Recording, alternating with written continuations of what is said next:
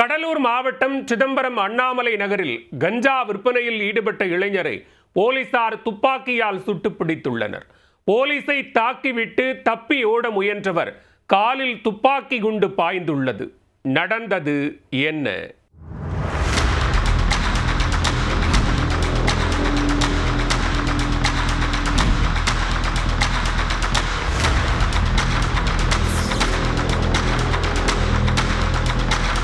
சிதம்பரம் அண்ணாமலை நகர் பகுதியில் கஞ்சா விற்பனை நடைபெறுவதாக கிடைத்த ரகசிய தகவலின் பெயரில் அண்ணாமலை நகர் காவல்துறையினர் சனிக்கிழமை அன்று தீவிர ரோந்து பணியில் ஈடுபட்டிருந்தனர்.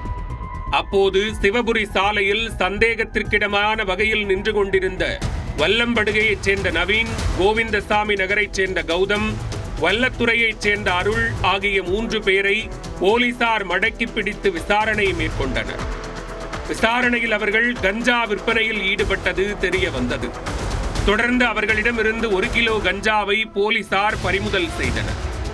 மாரியப்பா நகர் பகுதியில் கஞ்சா பண்டல்களை பதுக்கி வைத்திருப்பதாக நவீன் அளித்த தகவலின் பெயரில் அவரை அழைத்துக் கொண்டு அந்த இடத்துக்கு போலீசார் சென்றனர்.